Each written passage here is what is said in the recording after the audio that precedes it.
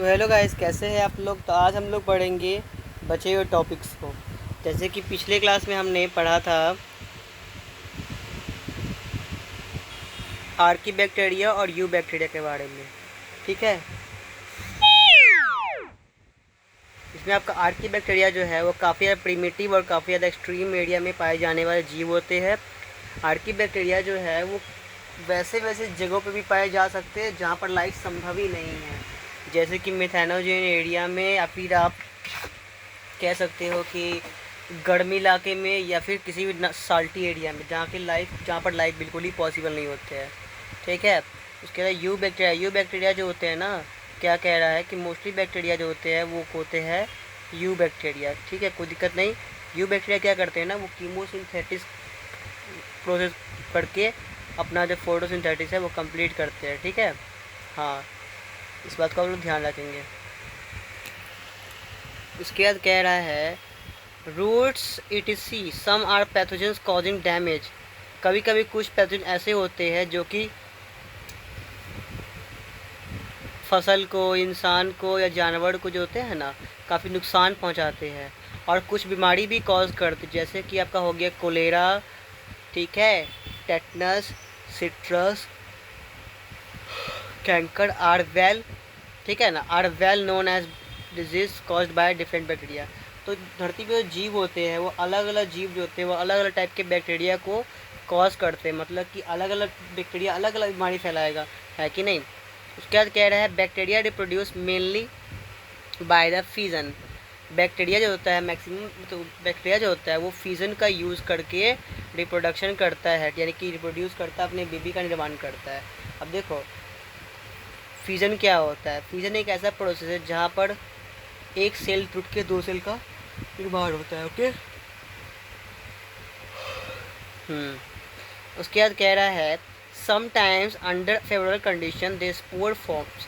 कभी कभी क्या होता है, ये फेवरेबल कंडीशन में कुछ स्पोर्स का भी बन जाता है और बाद में वो स्पोर जो होते हैं एक नए जीव में जन्म लेते हैं। यानी कि वही कह रहा है sometimes under favourable condition they produce spore and they also reproduce by a short of sexual reproduction is adapting a primitive type of DNA from the bacterium to the other।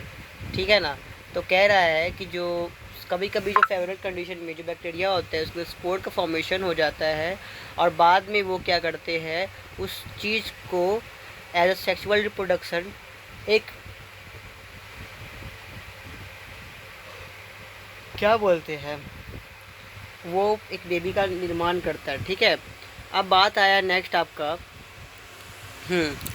इसके जो डीएनए होते हैं ना, bacteria का DNA वो काफ़ी primitive होते हैं, इस बात को ध्यान रखेंगे।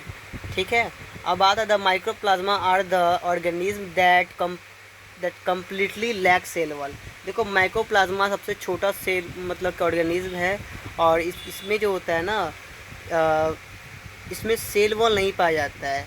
दे are the smallest living cell known and can survive without oxygen. मतलब कि ये जो ऐसे ऑक्सीजन मतलब ये ऐसे बैक्टीरिया है माइक्रोप्लाज्मा जिसमें सेल वॉल नहीं पाए जाते हैं और इसे हम लोग लिविंग सेल के नाम से भी जानते हैं और ये जो है बिना ऑक्सीजन के भी जिंदा रह सकते हैं। Many mycoplasma are pathogenic in animals plants. बहुत सारे जो ये होते हैं ना माइक्रोप्लाज्मा होते हैं ना, वो क्या होते हैं कि वो पैथोजेनिक होते हैं, मतलब कि वो काफ़ी ज़्यादा बीमारी फैलाते हैं इंसान और जानवर में। फिर बोल रहा है हमारा आता है 2.2 में किंगडम प्रोटिस्टा। ठीक है, तब आगे अब नेक्स्ट किंगडम है हमारा किंगडम प्रोटिस्टा। ओके, पीछे हमने पढ़ लिया मोनेरा बैक्टीरिया, हम पढ़ेंगे किंगडम प्रोटिस्टा के बारे में। देखो किंगडम प्रोटिस्टा क्या कहता है। देखो मोनेरा जो था वो तो पहली बात बैक्टीरिया का सोल मेंबर था। अब यहाँ देखते हैं किंगडम प्रोटिस्टा क्या करता है। कह रहा है all single cell eukaryotes are placed in under the Protista. देखो जितने भी जो यूकैरियोट्स सिंगल सेल वाले जो ऑर्गेनिज्म होते हैं ना उसे प्रोटिस्टा में रखा गया था। But the boundary of this kingdom are not well defined. What may be photosynthetic protozoans and to the biologist may be plant or another। मतलब कि बोल क्या रहा है कि जितने भी जो यूनिसेलुलर होते हैं, यूनिसेलुलर यूकैरियोट्स जो होते हैं, उसे प्रोटिस्टा के अंदर रखा गया है, लेकिन इसमें सही से वेल डिफाइंड सेल वॉल नहीं होता है, ठीक है। लेकिन व्हाट में भी इसमें फोटोसिंथेसिस जो है प्रोटोजोअन्स में किस टाइप का होगा, ये साइंटिस्ट एक्सप्लेन नहीं कर पाए थे। In this book we include chrysophyte, dinoflagellate, euglenoid, slime, mould and the protozoans under Protista. इस बुक में हम लोग कुछ प्रोटिस्टा के टाइप्स को पढ़ेंगे, जैसे आपका हो गया chrysophyte, dinoflagellate, euglenoid, slime mould and protozoans, ठीक है, जो कि प्रोटिस्टा के अंदर आते हैं। Okay, members of protista are primarily, देखो मैक्सिमम प्रोटिस्टा जो होते हैं ना वो एक्वेटिक होते हैं। Protista from a link with other dealing with the plant, animals and fungi.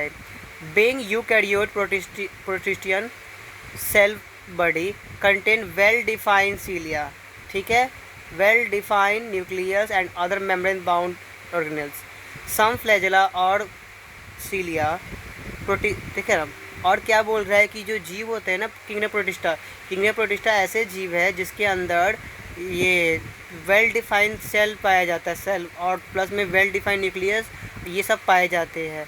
और इसके अंदर मेम्ब्रेन बाउंड ऑर्गेनेल्स भी पाए जाते हैं। और जितनी भी जो मैक्सिमम जो प्रोटिस्टा होते हैं वो एक्वेटिक होते हैं, ठीक है।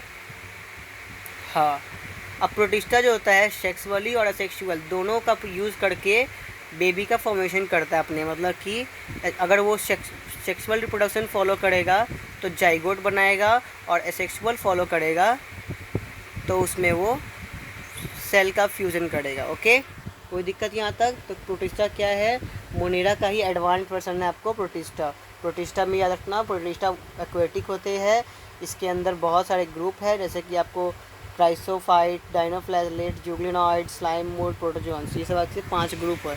और इसमें क्या हुआ है कि अगर इसमें प्रोटिस्टा में जो होता है ना उसके अंदर जो होते हैं कि वेल डिफाइंड न्यूक्लियस पाए जाते हैं, मेम्ब्रेन बाउंड ऑर्गेनेल्स पाए जाएंगे, और इसके अंदर जो है वो अगर ये रिप्रोडक्शन करेगा तो रिप्रोडक्शन के दौरान इसमें सेक्सुअल रिप्रोडक्शन होगा तो सेल डिफ्यूज़न होगा, और अगर सेक्सुअल रिप्रोडक्शन होगा तो जाइगोट का फॉर्मेशन होगा, ठीक है। अब आगे पढ़ेंगे किंगडम प्रोटिस्टा का फर्स्ट पार्ट जो कि है क्राइसोफाइट क्या है? The group atom diatoms and golden desmid, ठीक है ना। क्राइसोफाइट जो है एक ग्रुप है डायटम्स का या एल्गी का, जिसको डेस्मिड कहते हैं। ओके,